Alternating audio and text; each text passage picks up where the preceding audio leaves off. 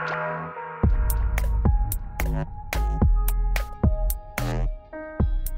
what's going on, guys? My name's Dynasty. I got for y'all today to get is another Injustice 2 video, and today we're discussing the Fighter Pack 3 DLC. Of course, you guys know the Atom is going to be the first character that is actually included inside the Fighter Pack 3. It got revealed a few weeks ago over on the CW series, and apart from that, we do not know who the final two characters are going to be. However, your boy Dynasty has some predictions, pretty much the same predictions I've had for months now, and I was going to make a video on this weeks ago, but of course, they revealed the Atom, and it kind of killed my vibe, and I was like, man, I probably only have like a month left to make a video like this, because ELEAGUE is taking place right now. I'm pretty sure within like the next couple of weeks, we're going to see the final two characters inside the Fighter Pack 3 get revealed, so I said, hey, might as well create a quick little video showcasing who I believe is going to be the final two characters inside the Fighter Pack 3 while I still can, because honestly, I think within like the next 2 weeks, we're going to find all of this out. But guys, before that, could you take 1 second, please drop a like on the video. Thank you all so much for the recent love support. You're the best. And of course, let's get back to the reason why you're here. Dynasty, show me the Carfax. Who are going to be the characters that remain inside the Fighter Pack 3 DLC, apart from Atom? Okay, so first things first,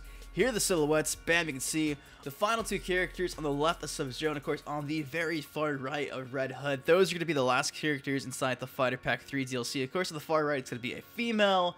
Looks super duper obvious. I don't even have to say her name, and I mean, you guys probably already know who it is. I mean, it starts with an E.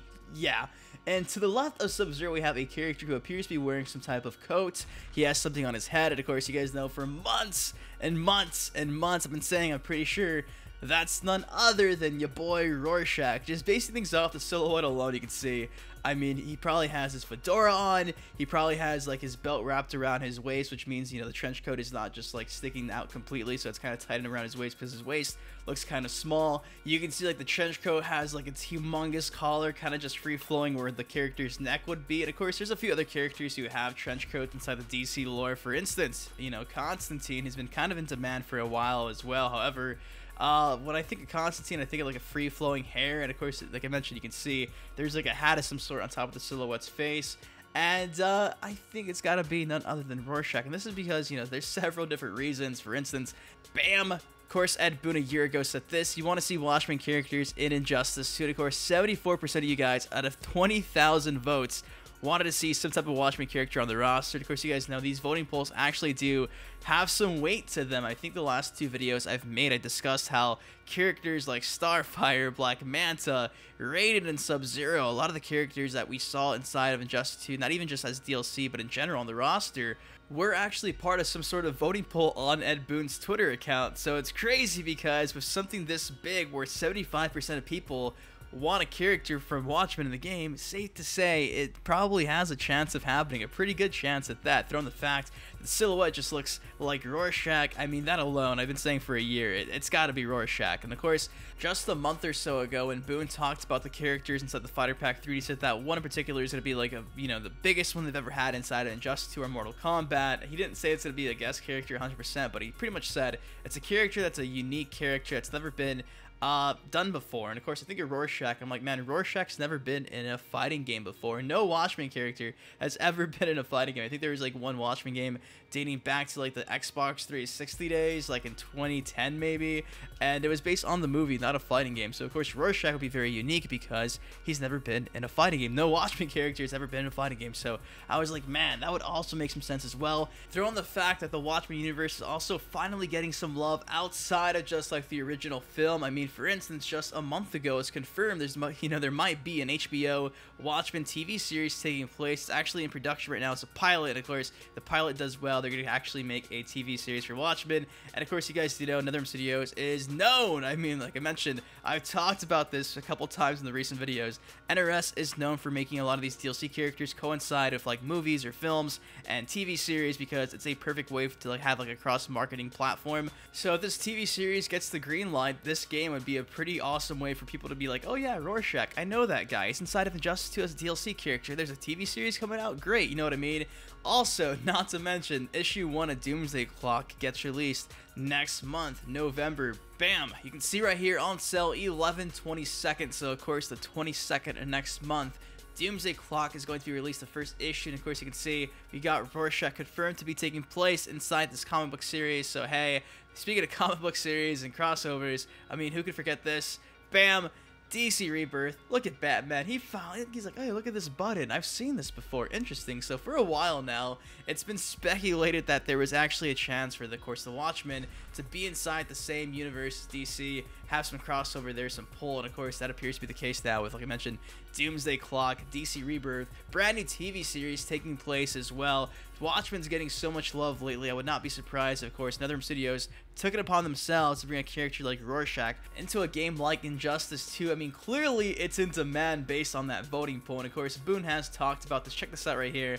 Bam! He was asked, although you said that the Watchmen thing was just taking the community's temperature, I can only imagine what Alan Moore would think about that. You know how he is about his stories being converted to other things like movies and whatnot. From there, Boone's response was, that's another variable that always comes into play. It's not as if we can take any character that we pick off the top of our head and say, we want to put that character in the game, and boom, it's done.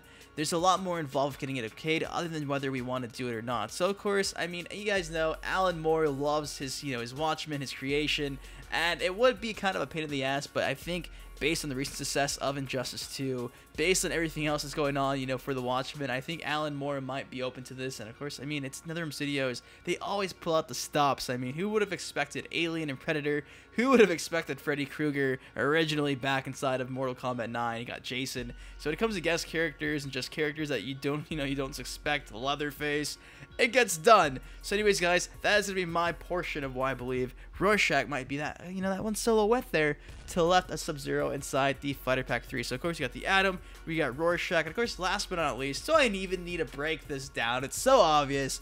I think that female is none other than, of course, you already guessed it, Enchantress. We've talked about this also for months. Everything just appears to be Enchantress. Check this out right here. Bam. Yeah, it's pretty tough to argue that it's not her when you can actually see like the crescent moon, the little ornament she wears at her forehead, just like perfectly sticking out there. If it's not the crescent moon, it's a character with horns or something. And from there, the clothes are also raggedy on the silhouette. Clearly, it's a female, the same posture that Enchantress has. She has like this really weird and wicked posture, and of course, the character in the silhouette has the exact same thing. And I mean, we just talked about it earlier. NetherRealm Studios likes having like a cross-platform for marketing. Though Suicide Squad came out a year ago, people are very familiar with who Enchantress is because of the movie, and of course, they might see her being advertised as a DLC character instead of Injustice 2. They're like, you know what? I know that character. I actually like Suicide Squad. She was a cool villain. Yeah, let's have her inside the game. And from there, I mean, the marketing plot actually works out for NRS and WB. So from that aspect as well, I can see this also being Enchantress. And of course, there's some other females that kind of resemble the silhouette. For instance, check this out right here. Bam!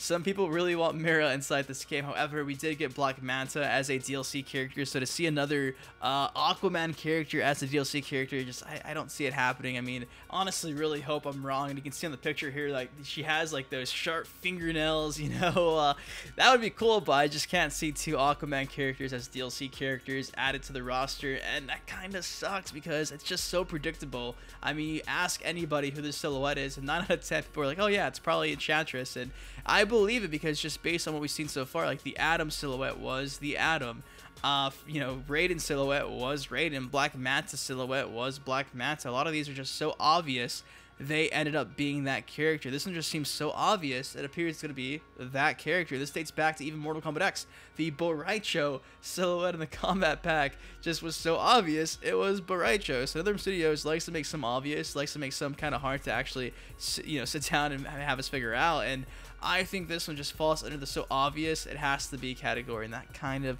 does suck because I want it to be someone I didn't expect. But guys, that is all I got for y'all today. A quick video, I say quick, but 9-minute video of me breaking down who I believe is going to be inside the Fighter Pack 3 DLC apart from the Atom. Like I mentioned, of course, ELEAGUE is taking place too, so I'm pretty sure, I think the date was November 10th when the finals actually take place. Between now and November 10th, like the next 2 weeks or so, we're probably going to get a trailer showcasing the final two characters inside of Injustice 2. It's going to be the exact same way as this one was. Of course, we see the Fighter Pack 2 characters all beaten up, and one by one, they slowly make their appearance. And honestly, guys, like I mentioned in the beginning, this is who I believe is going to be inside of Injustice 2's Fighter Pack 3. Not who I want. If it was who I want, we'd have Spawn. But I think that boat has sailed, and honestly, I don't know how to feel about that. Of course, if you guys want, I can make you a quick video on who I want to see inside the Fighter Pack 3 DLC. Maybe I'll not, I'll pretend Adam doesn't exist, and I'll just pick 3 characters I want to see really bad, because you guys might actually like that. But of course, if you guys did like this video, please drop a like on it. Of course, subscribe for some more Injustice 2 content. Until next time, I've been your host, Dynasty. Take care, stay safe, and this, this drought of Injustice news, it sucks. I miss making daily uploads, and it's just so hard to come up with videos when there's no news. Hopefully, we get some Hellboy trailer gameplay going on soon. Give you a reaction to that, break that down, because I miss making these videos, man. Anyways, guys, till next time, be safe, take care. I'll see you guys later. Dynasty out. Peace. Setups, you one of the greatest. You deserve more exposure, man, you underrated. To all the Dynasty haters, promise you'll love him later. Y'all gon' react like he did when he seen the trailer. But hold up, let me hit y'all with a twist. Wait, I'm Sub-Zero, the rap game is the Lin Kuei. You see, I've been a fan of Dynasty for years now. GTA, MK, Injustice, I'm still down.